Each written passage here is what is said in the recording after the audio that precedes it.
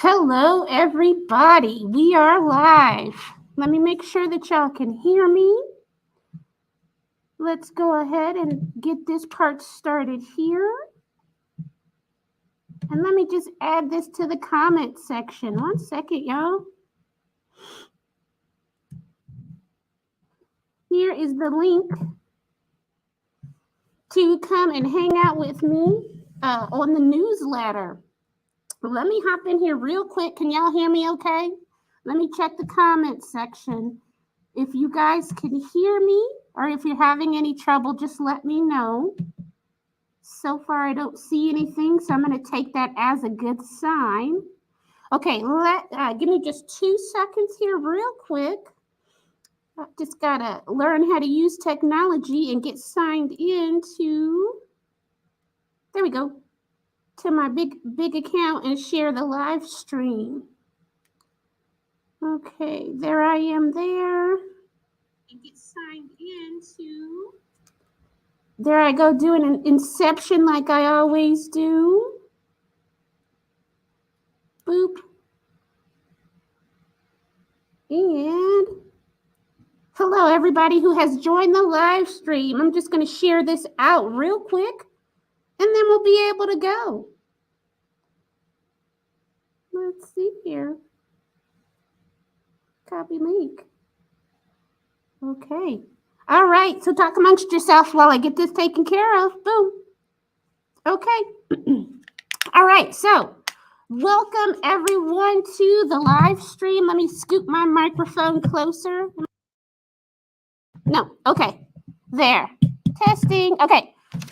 All right. So welcome everybody to the live stream. Welcome replay viewers as well. So happy to have everybody here today. Hello. I'm Lovely. We're going to be talking about Ophie's Ghost by Justina Ireland. Let me hold that like that.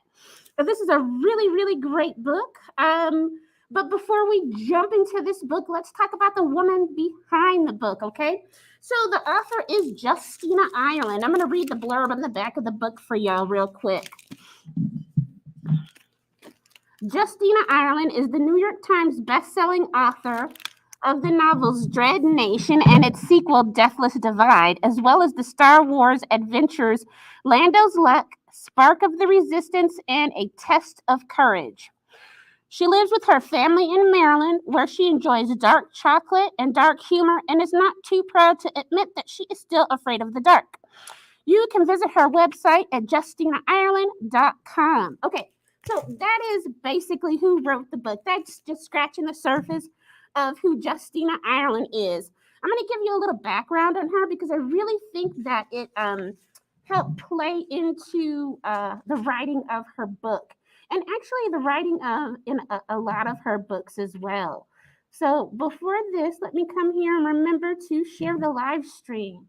Let's get rid of my ticker tape since it's in the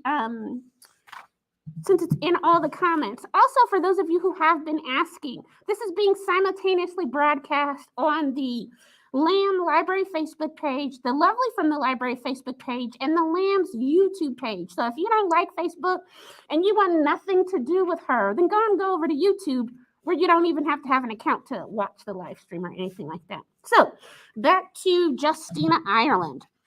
So Justina Ireland is a veteran. She served in the Army, and she started writing books when she got out the Army right before she turned 30. And she says that the military influenced her writing, and especially in this book. I mean, I've read a lot of Justina Ireland. Those of you who have been rocking with the live stream since the beginning know that we did her.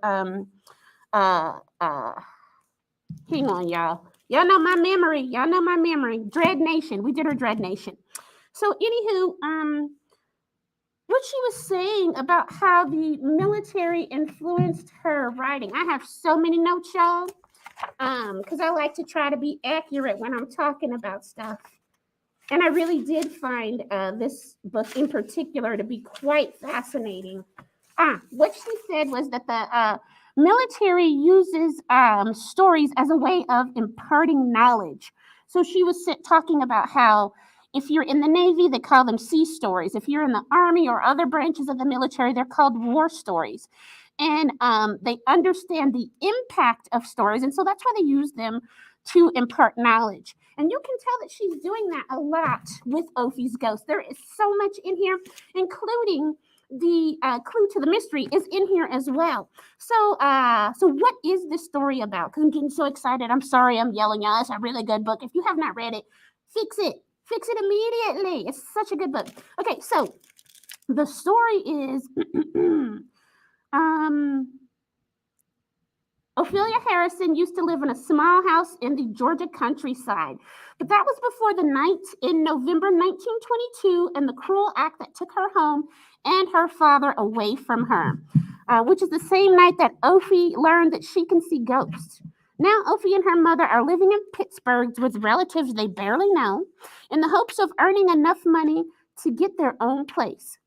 Mama has gotten Ophie a job as a maid in the same old manor house where she works, Daffodil Manor.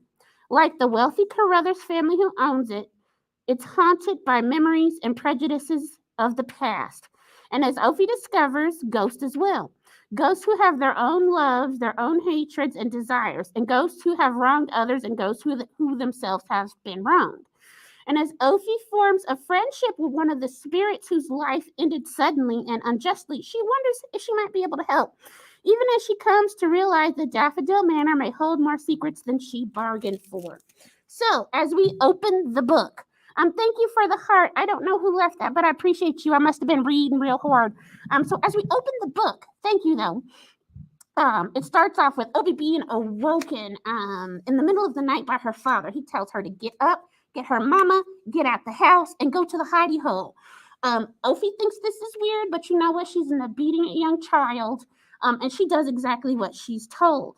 It's not until much later that we realize that her father's been lynched, and it was his ghost who came to warn them. So Ophie learns she has the worst night, probably one of the most worst nights in her whole entire life, and she learns that she can see ghosts, and she learns that because it's the last time she sees her daddy as a ghost. She's 12. Okay, so Ophie does go and hide her and her mom. They hide in a hidey hole that Ophie has set up with her dad. He used to like to fish in that area. It happens to be in an old oak tree where an old oak tree fell down. And so Ophie likes to hide away in there, and he helped her set it up, and they put floorboards, and they planted marigold trees so snakes and stuff wouldn't come around. Thank goodness they did this, because it saved their life. So in the beginning of this story, it's the prologue, Justina Ireland is really kind of laying out what life in Georgia is like for Black people in the 1920s. One of the reasons that Justina Ireland said that she also wrote this book and set it in the 1920s is because she wanted to talk about that. And she was saying, I'm looking for my notes. She was saying that she wanted people to realize that the 1920s were just more than the Great Gatsby, because a lot of times that's what people think. Oh, it's the Great Gatsby. And honestly, y'all, if you have ever read that book, there's some theories on the Great Gatsby's main character. I have not read that book. I know it's supposed to be a classic, but I have not read it.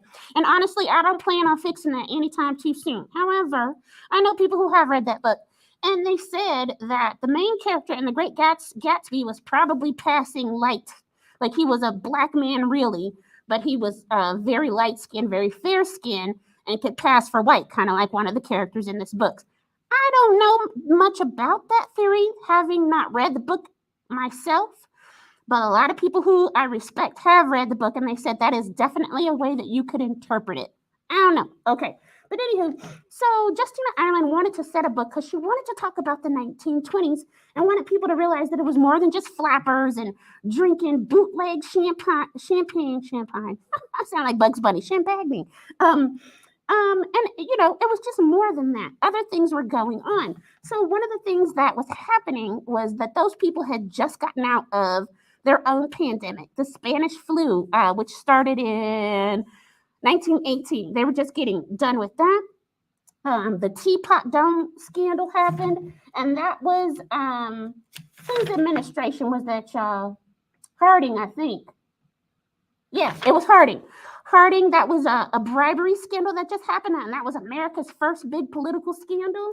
What else was going on? Oh, yes, the Great Migration.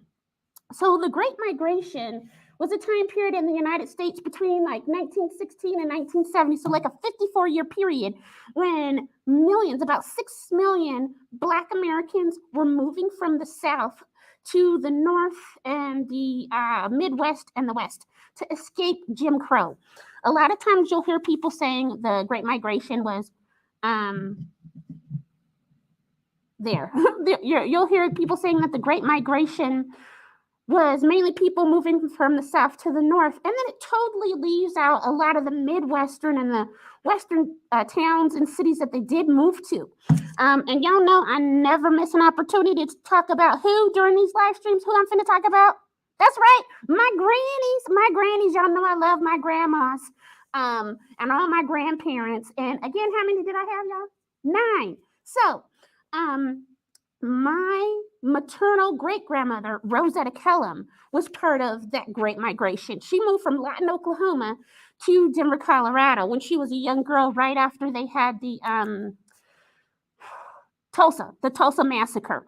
And my paternal grandmother, Bertha Woods, moved from Louisiana at the time, even though we have a farm in Texas. She was in Louisiana living her life, mind y'all's business. My granny had a life to live. And she also moved from the South to escape Jim Crow and moved to Denver as well. What a lot of people don't realize is that Denver was one of the hubs for Black Americans in that time, in that 54-year period of the Great Migration. There was a hub and a network right in the 5 Point neighborhood. It wasn't exclusively African American, but it definitely was a large hub. There was jazz clubs there. There were businesses, dentists, doctors, lawyers, newspapers, all kind of stuff. Actually, my Big Mama Rosetta met Cab Calloway and what's his name, Count Basie. What's his name, Sammy Davis Jr. She hung out with Hattie McDaniels. She met Lena Horne. They all were going through there. I'm sorry, I'm yelling. I really love this because it's getting to tell a part of history that's been there this whole time, but people just don't talk about it so much.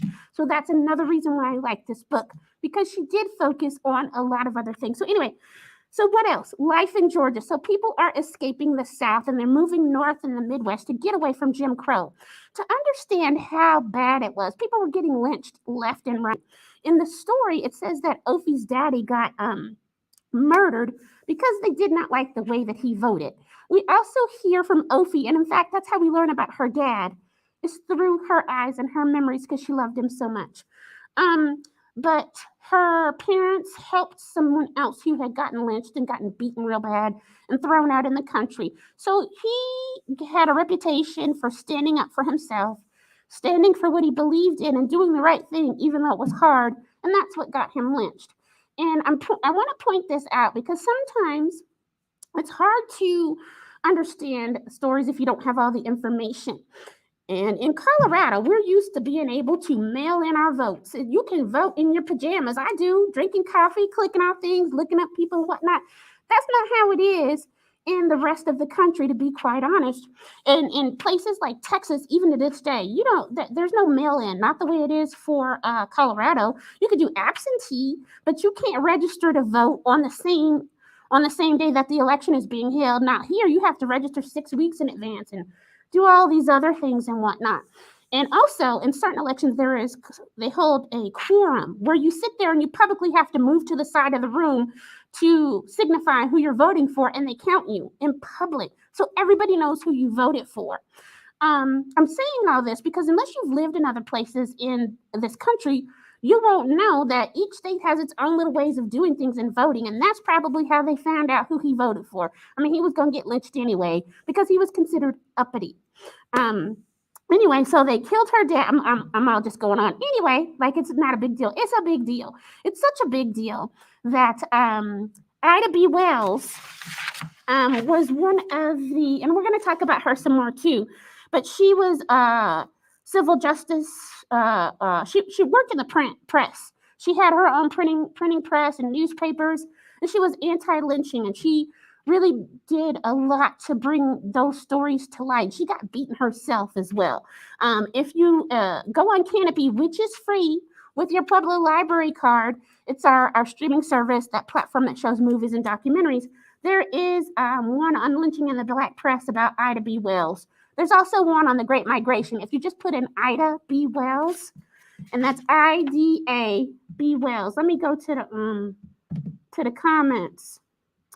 Let's see. Oh, look, y'all, there's some Russian people on my comments again. Y'all don't click on those. Don't click on those. Let's do that because there. Because I don't know what that is. Y'all have to type in English, y'all. We in America, we don't speak that language. So please type in English if you're not a bot. Anyway, the lady who I'm talking about is Ida B. Wells. She's a pioneer of the Negro press and anti-lynching social justice. I want to say social justice advocate. I'm just going to say advocate. Oh, so anywho, so what else? Life in the South. So the doctor. So as she's explaining this, she's like, Ophie and her mom are coming out of the hidey hole, and Ophie's scared because she heard the people burn down their house. She wakes up, her mom is gone, and she sees her mom by a car, and she's like, well, there's only 2 Black people who have cars that she knows of. The doctor who comes once a week and the Reverend. And y'all hear that? There's hundreds and hundreds of Black people in Georgia, but she only knows 2 with cars. It's kind of letting you know the situation of what life is like in the rural South in the 1920s for Black people. What else? They also don't have electricity, so you're kind of getting the drift. They had been saving money to leave because they knew it was a matter of time, and sure enough, boom, they leave. So that is how we start our story off in just straight up action like that. So they get to their cousin's house in Philadelphia, Pittsburgh. Yes, I'm sorry. They're in Pittsburgh, not Philadelphia. There's a lot of P's. So they're in Pittsburgh, and they're living with their Aunt Rose and some cousins. This is, again, part of the Great Migration. A lot of people moved. They had to go to places where there was a network to help Black people because they still have to deal with segregation and racism. Maybe not segregation so much, but there's still a lot of racism and whatnot. Ophie kind of alludes to that in later chapters in the book when she finally gets to kind of go out and explore a little bit with Penelope/Clara. And she says that she hasn't been that many places because she's had to work. She can't even go to school. That's one of the things that is the most heartbreaking, is because now she can't go to school because they have to make money so they can go find their own place to live, so they don't exist on charity. Okay. So, anywho, what was I talking about? Ophie and them, charity, going to school. Oh, Penelope and them. So, Ophie starts to realize she can see ghosts. She sees ghosts on the train from Atlanta all the way to Pittsburgh. The city recognizes her and welcomes her, and the ghosts start recognizing, oh, wait, this little girl can see us. This little girl can see us. And that's another thing that I really like. There's so many themes in this book. I'm super excited. I'm going to calm down. There's so many really awesome themes in this book as well. One of the themes that Justina Ireland does, and I really think that it helps to tie the story together and talk about historical events as well, is she uses setting as a character. The manor is a boy, it's a character. The attic in the manor. The train, Penny, the Philadelphia train that carried Black people from the South to the North, is a woman, is a female. And she talks about her older sister, the New York train line too.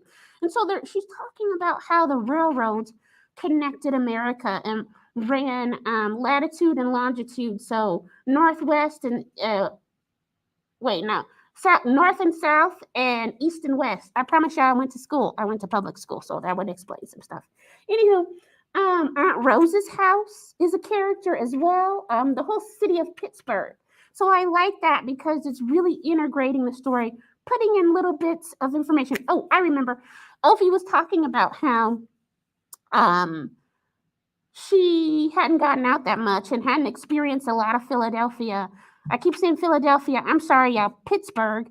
But she knew that certain neighborhoods she couldn't go to and shouldn't be caught there after dark, especially not for a girl, because people would get beat up and worse things could happen. Those worst things include SA, and that stands for sexual assault. I'm going to try not to trigger people. I'm sorry. I'm going to say SA from now on. So if you can't remember what I'm talking about, just ask me in the comment section, but I'm going to say that from now on. And that's how a lot of that just happened. Unfortunately, it happened. We'll talk a little bit more about that kind of stuff later. So,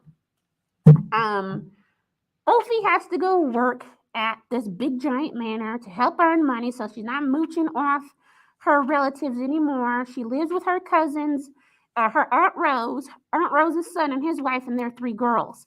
They're very, very mean to Ophie and her mom. They don't like them. They consider them country bumpkins. They are uncouth.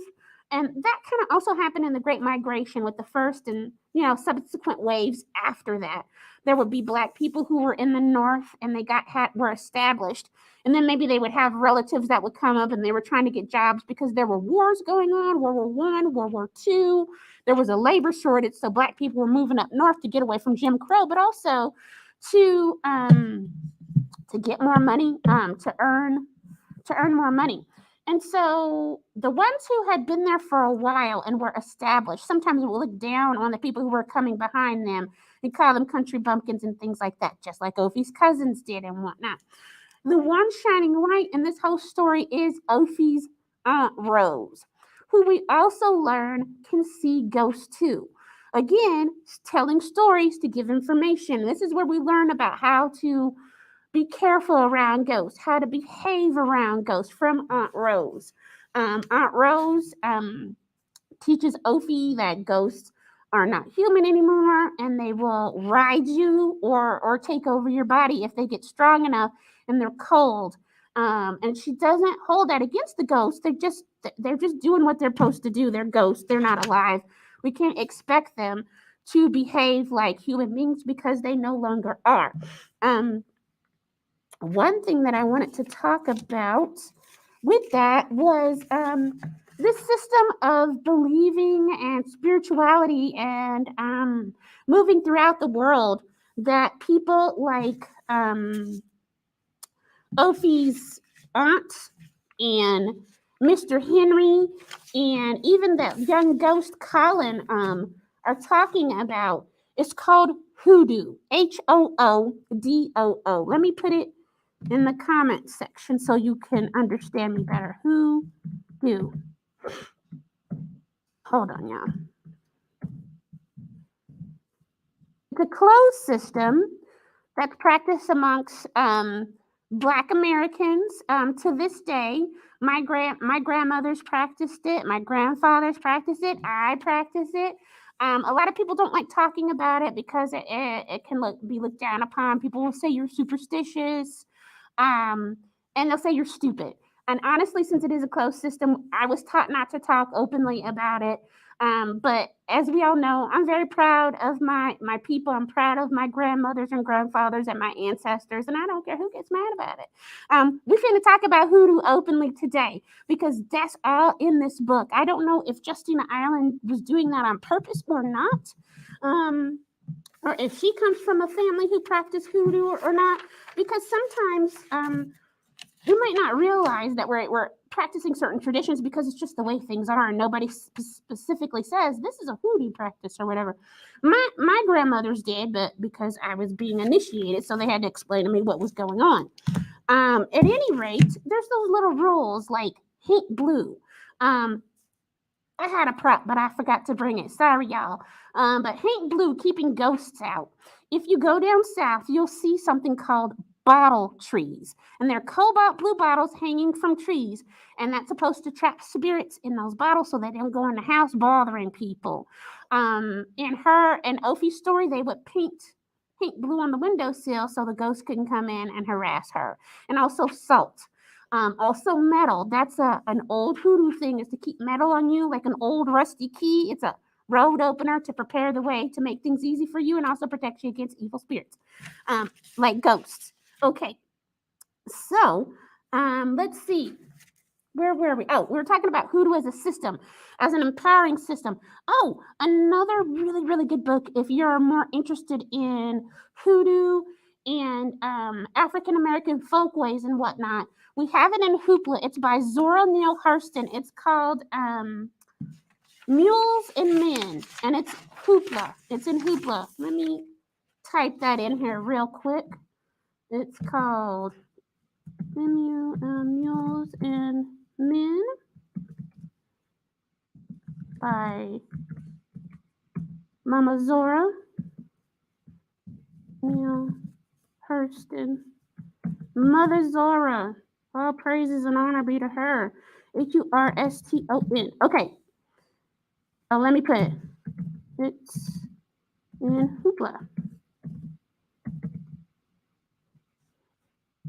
Okay, so you can check that out if you're interested in learning a little bit more about Hoodoo as a religion, medicine, folkway, because there is medicine, there's metaphysical uses for herbs, but also actually proven medical uses for herbs that Hoodooists use and did use. That book by Zora Neale Hurston is in Hoopla. It's an audiobook and it's read by Ruby Dee. If y'all don't know who Ruby Dee is, Rubyddee, phenomenal actress. Her and Ossie Davis are icons in the African American community. She'll be icon in everybody's community, but I digress. Anyway, check that book out on Hoopla by Zora Neale Hurston. It'll give you a really good explanation. I just knew that a lot of y'all did not grow up with 9 Black grandparents like I did. So there's a lot of stuff in this book that might be missed if you don't know what to look for, or if you don't even realize what you're looking at. But so she does talk about Hoodoo and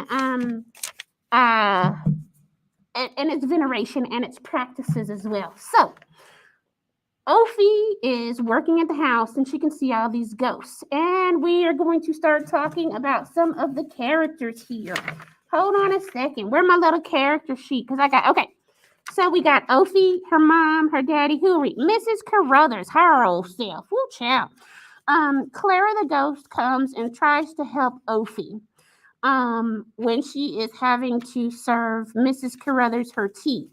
Clara used to be Mrs. Carruthers' maid, so she knows exactly how Mrs. Carruthers is and how she likes her tea and all of that stuff. One of the things that I find interesting is that Ophie, what I wrote it down, besides Ophie being a little smart girl, let's talk about Ophie for a second, because she's just so smart, she's plucky, she's well behaved, she tries to do the right thing. She even stops talking about her ability because it makes her mom sad and it upsets her. But Ophie really wants to help people that society has ignored. I think Ophie really identifies with Clara and the other ghosts because she's been ignored too. She's really been ignored since her father passed away. And if we really got to be honest, we're going to cut Ophie's mom some slack here because her mother just lost her husband, her home. She's had to move away. She was doing people's hair in her whole life, and she's still got to carry on and be strong for Ophie. Plus, she's in a whole new place. She's having to get used to living in the north, the way things are done there, not really being welcomed by everyone in the house. It's a lot. It's a lot for a person. And we kind of get to see Ophie's innocence a little bit when I'm going to take us back to the prologue for a bit. When she's like, well, can't we just call the sheriff? Can't we just... She's a baby, y'all. She doesn't understand that the sheriff don't give a darn about what happened to her daddy. He probably was amongst the people doing it. That's how innocent she is. So she helps this ghost, ignoring her Aunt Rose's warnings about being careful with ghosts and to ignore them. She wants to help Clara get justice because nobody helped her daddy get justice, and Ophie knows what that feels like. So that is just one thing that I also wanted to point out. Let's see, what else? Oh, let's talk about some themes, because it's already 4:28. Let me check and make sure that if y'all had any questions real quick. So remember one thing too, y'all. If you really like these live streams and you get a lot about me and my awesome stories, share the live stream, y'all. Sign up for the newsletter so that you won't miss out on the next book, which we'll be talking about too. But all the little tidbits and stuff, I always include a PDF with little extra things in it, like interviews with the author, read-alikes, different books. I mention them here in the live stream too, but it's always nice to have it printed out so you can refer back to it without having to watch the live stream from the beginning, which I know y'all probably want to do because it's so entertaining and awesome to hang out with me. Hey. Anyway, so what are we doing here? Oh, I didn't mean to take that down here. We're going to say share the live stream. Okay, there. All right, so themes in the book. So the title in and of itself is fascinating because it is Ophie's ghost. But there's a lot of going on. There's all kind of ghosts. Obviously, it's the ghost that Ophie can see and talk to. Let me pause for a second because in the Hoodoo tradition, as well, because Hoodoo is the diasporic religion of Black Americans, of the Africans who were enslaved in Africa or enslaved in the United States.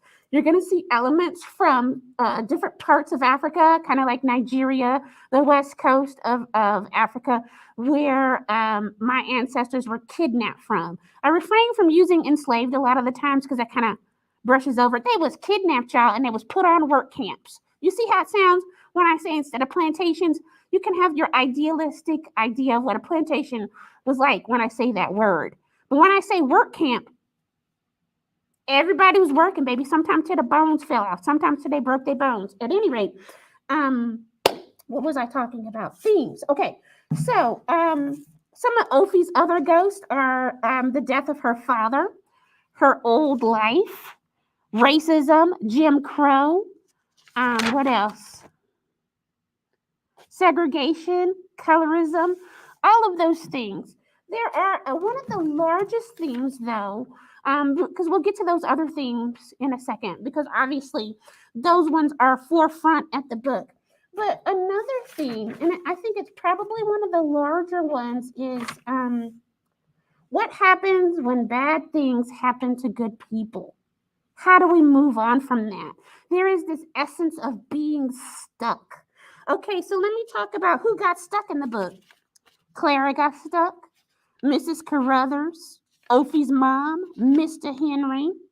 Let's talk about how they got stuck. Clara got stuck because she was playing a game, pretended to be somebody who she was not, and she got murdered. She got murdered and she got stuck because she started to believe her own stories, which were not true. For those of you who have not gotten that far in the book, at spoiler time, I'm going to give you a second to tap on out or something, because I'm going to spoil it a little bit, okay? All right. You need to leave if you haven't finished the book. So Clara is actually Black. She is light-skinned enough to pass for white.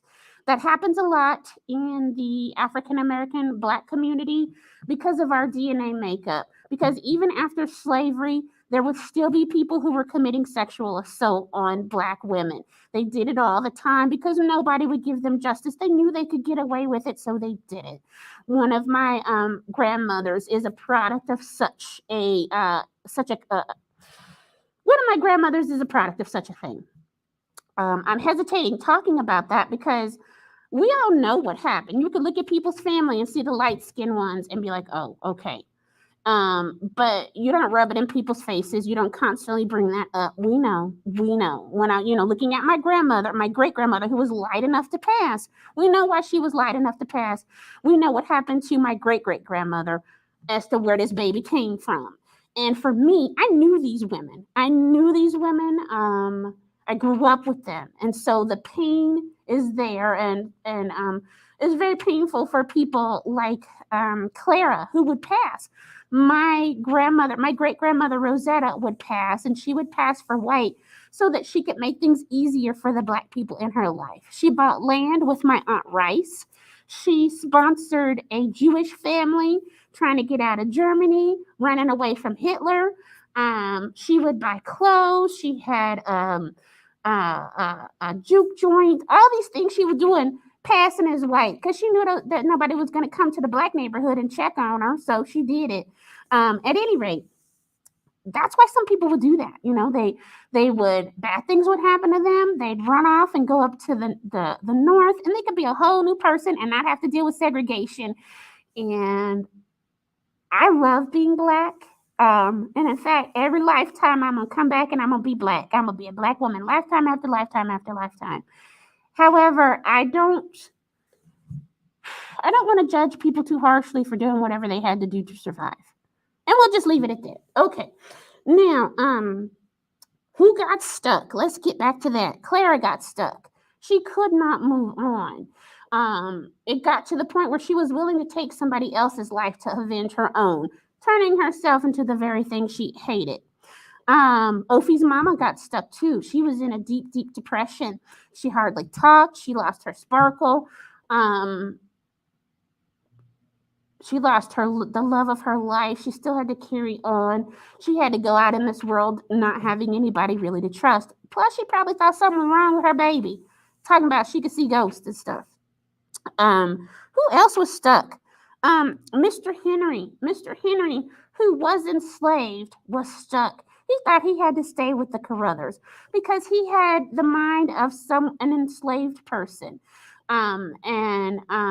So he couldn't leave. It just was not something that he thought of. Unlike Aunt Rose's husband, who was also enslaved, he had a different mindset. He could read. He worked for the post office. He was going out and about trying to make a new life for himself. He built that house. He had enough money to build a house in a good part of the neighborhood, which is why I think he was the type of ghost that Colin, Henry's older brother, turned out to be. He wasn't stuck. He was waiting. He was waiting for Aunt Rose to die. You see the difference? He wasn't a belabored soul with unfinished business. He made a promise that he would wait, and that's what he did, which is why he didn't try to ride anybody or take them over. Same thing with Colin. He promised his little brother, I'm going to protect you. I'm going to look out for you. He was sad about it because y'all saw Colin's little bag with the whip marks. And Mrs. Carruthers, we're going to get to her, oh heifer. We're going to get to Miss Carruthers in just a dang second. Top bragging about beating the white meat till it showed. Let's just talk about her right now. I'm trying to remember my manners because Clara was too kind to her. I probably would have tortured her for a little while before I let her die. Anyway, that's just me. Mrs. Carruthers was definitely stuck. She knew that she wasn't supposed to be talking to the servants in a certain way because, as you remember later in those chapters when they were having the big parties and the cousins were coming, Mrs. Carruthers was extra nice to Ophie and praising her, and but other times she would call her a pickaninny and say horrible things, and then she did brag about beating Colin so badly, beat him till the white meat showed. I just remembered something I forgot to say in the prologue when Ophie was talking about how she knew things could get bad because she had heard of Negroes who got uppity, and that she named their names: Mary Turner, Obie Cox, and Paul Jones. They were actual lynching victims. If you put their names in Google and type lynching victims, you will see their stories, where they died, what happened, all of that stuff. So I'm saying all that to say is that Mrs. Carruthers was stuck because her mind was stuck in slavery times and the Mason-Dixon times. I was about to say the good old days, but it wasn't good for everybody. And the good old days wasn't so good. Let's just say that. I'm writing their names in here. If you hold on, J-O-N-E-S.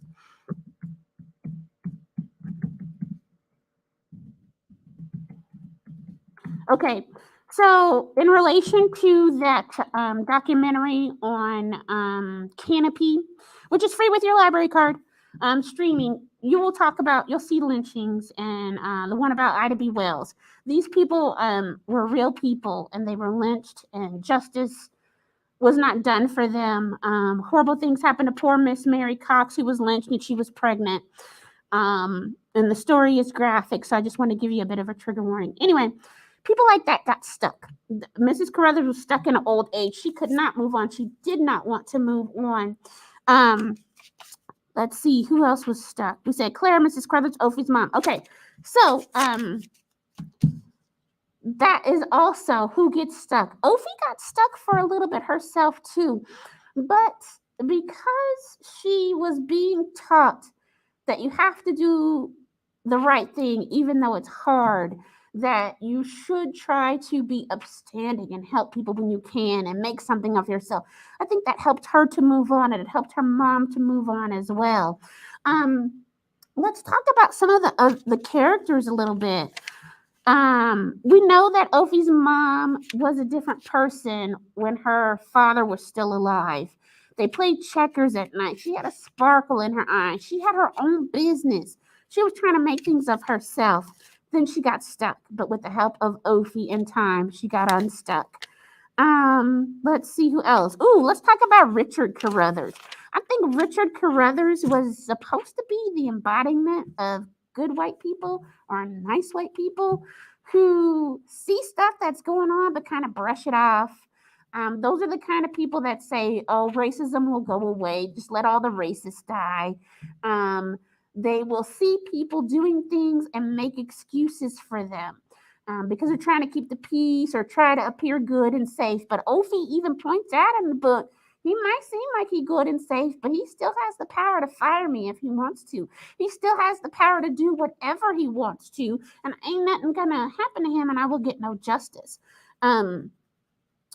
Ophie's mom was a little concerned when Richard wanted to talk to Ophie alone after Mrs. Carruthers had her first fit, because she would be alone with a white man who could overpower her and do God knows what. Thank goodness he didn't do anything to that little girl.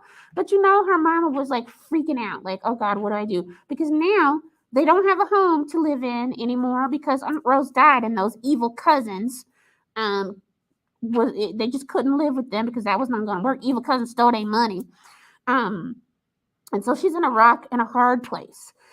And again, I'm going to go back to the prologue and just think about there are all the other Ophies whose story didn't turn out so well. Our Ophie ended up being able to go back to school and return to a childhood.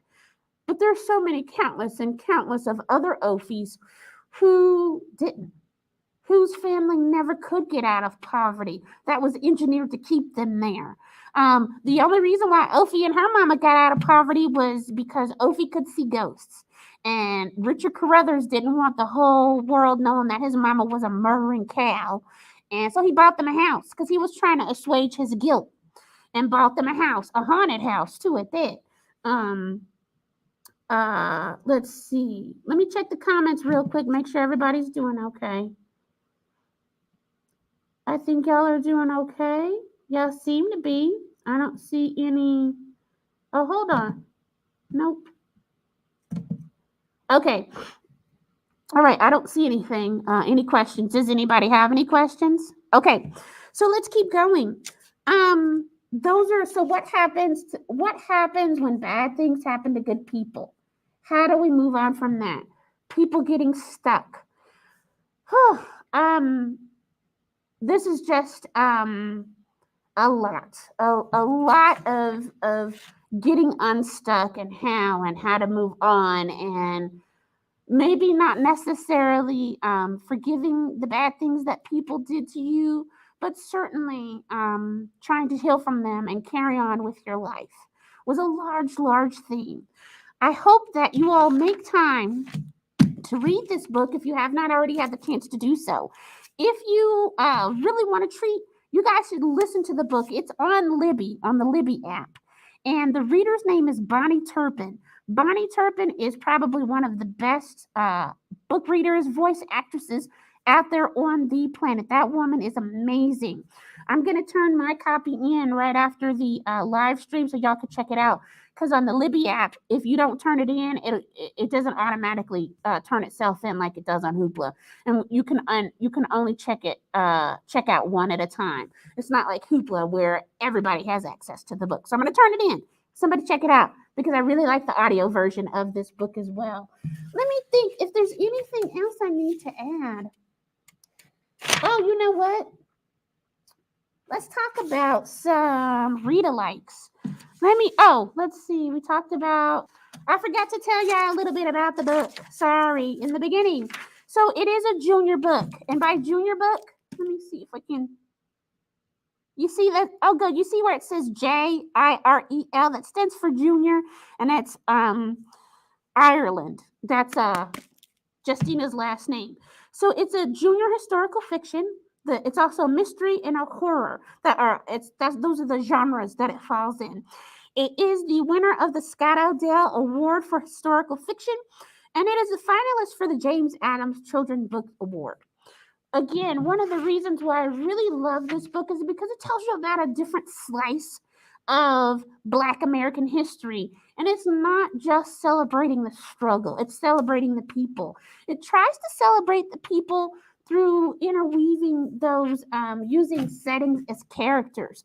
The Pennsylvania train line, I really like that because a Pullman porter's job was one of the best jobs you could get if you were a Black man in the 1920s. It was respectable, it paid well, and it really was helping people get out of poverty.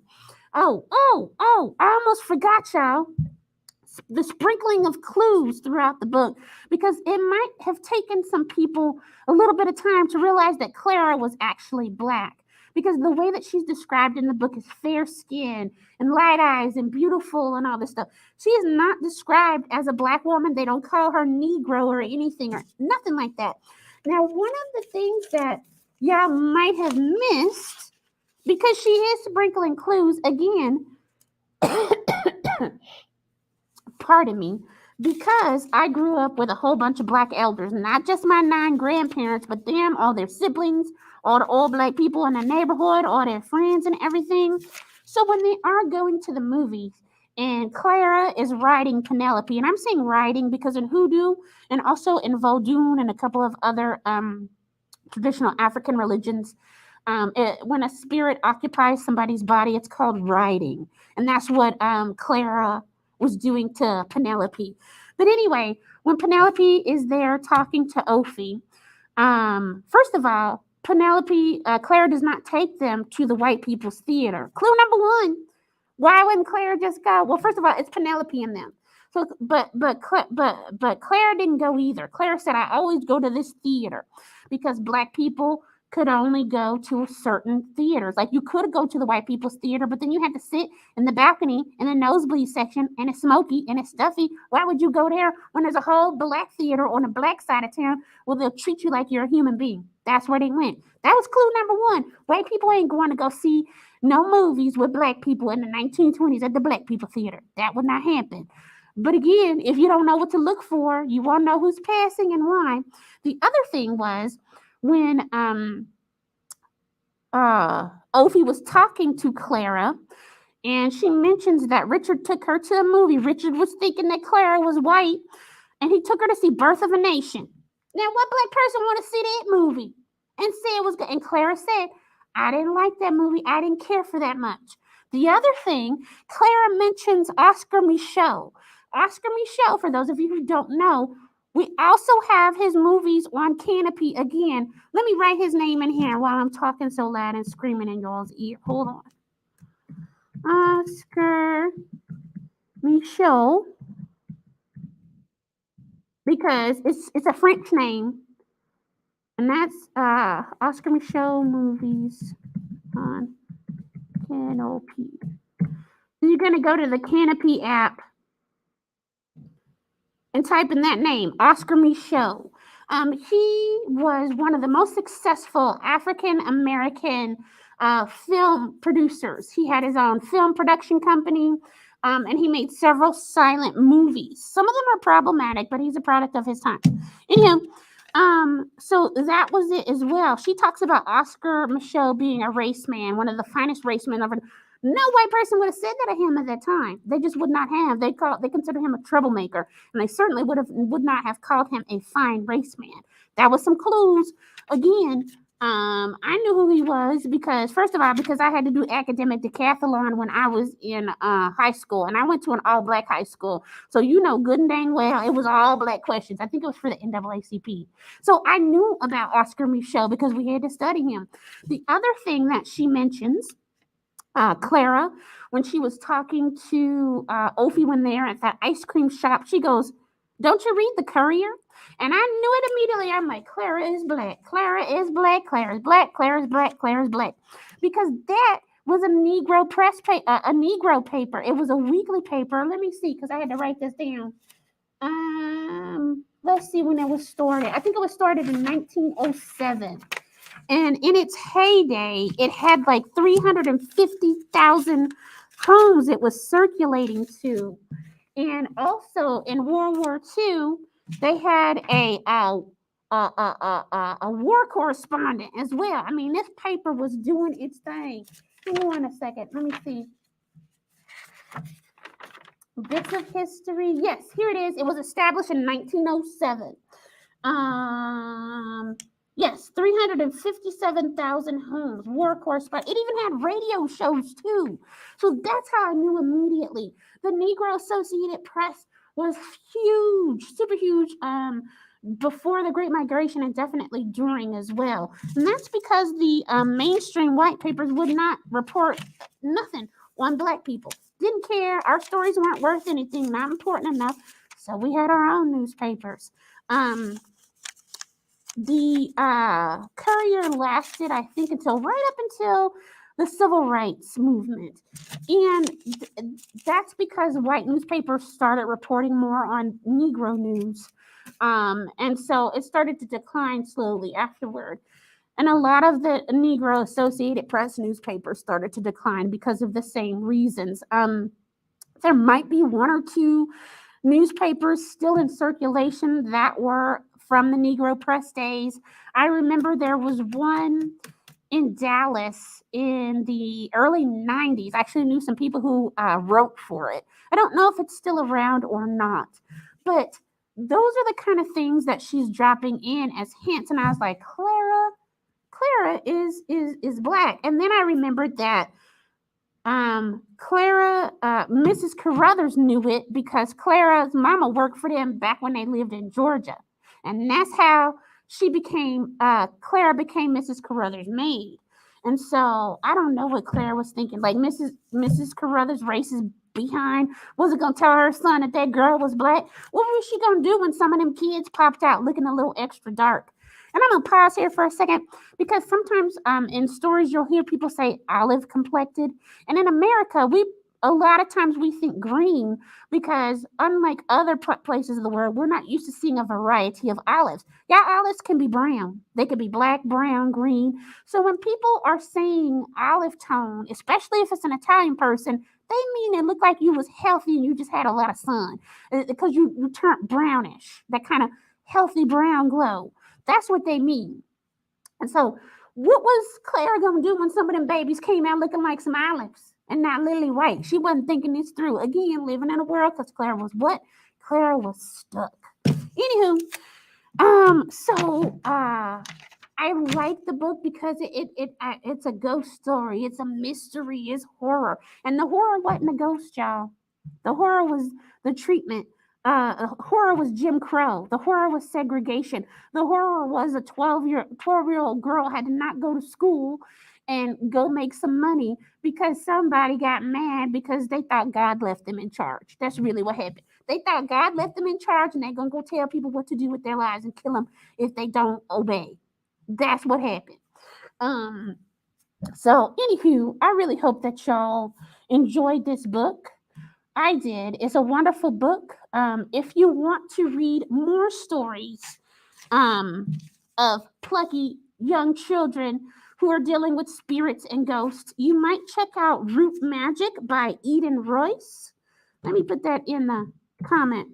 Root Magic by, oops, I don't mean to yell at y'all.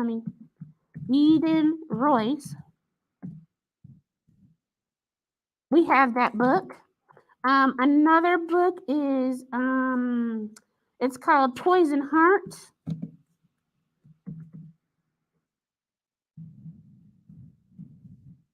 By Kay and Brandon, I think their name is.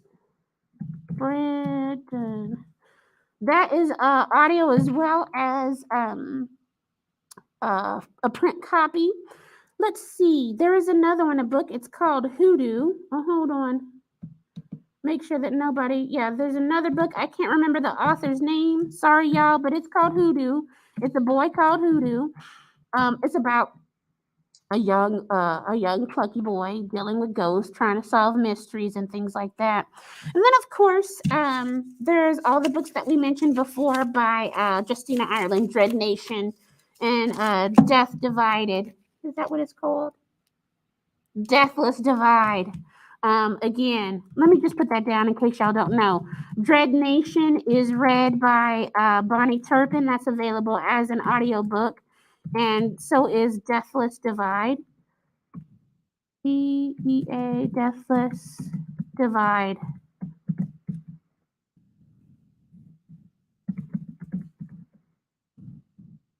Okay, so you can check those out too. If you're wanting to read more books along these lines of horror, mystery, what other genre did I say this was, y'all? I'm trying to make sure I get all my notes together. Horror, mystery, oh, it's over here. Sorry. What do we say? Yeah, and historical fiction. Horror, mystery, historical fiction. So if you like those kind of things, I definitely would check out those books that I just made comments on. And then also remember to sign up for my newsletter. That's the first comment on all the platforms that I'm currently streaming on. Click on that link, sign up for the newsletter, because the next month's book it's called Liberty. It's on Hoopla. And I'm sorry, y'all. I don't have the blurb to read about it to let you know what it is about. But if you sign up for the newsletter, then when I send out the newsletter next week, it'll all be in there. Plus, I will put a copy of this live stream in case you missed it or you're watching it later. Thank you so much for coming. I really appreciate everyone and all your time. Thank you, live stream viewers. Thank you, replay viewers. Replay viewers, you're so awesome and important. And thank you for making the extra time to come, even when it's not live. You can still contribute to the discussion. I will get a notification if you watch this video and you're chatting along. Just type it in. I'll come back and respond to you. I'm going to get the notification anyway, okay? Okay. I will see y'all next month when we do our book, Liberty by Caitlin Green. I think, Chad, I forgot her name. Caitlin Greenwood, Caitlin Green. I'm sorry, Caitlin. I'm sorry, Miss Mamas, who wrote that book. At any rate, it's been wonderful. Again, this live stream has been Ophie's Ghost by Justina Ireland. It is interwoven historical fiction, ghosts, mystery. I have given you so many other things that you can check out through books that you can check out if you want to learn more about hoodoo or you want to read more about plucky children dealing with ghosts. If you want to learn about the Negro press and anti-lynching, you can read about hoodoo and that Zora Neale Hurston book, Mules and Men on Hoopla. You can watch Oscar Michaud's movies on Hoopla or on Canopy, and you can watch a documentary on Ida B. Wells and learn about her and how fantastic she was. Child, one time she didn't pay her rent because she wanted to buy pretty dresses. I was like, Ida, what you doing? Buying pretty dresses, looking cute, going on dates, trying to save people. Anyway, y'all, I'll see y'all next month. Remember to share the live stream now. I'm gonna put this up here one more time. Share the live stream. Don't keep all the fun to yourself. You know I'm a hoot. I'm a party. I'm a hoot. And let everybody else have some fun too. Share the live stream out so we can all enjoy books and talk about them with one another. Okay? Okay. I'll see y'all next time. Bye.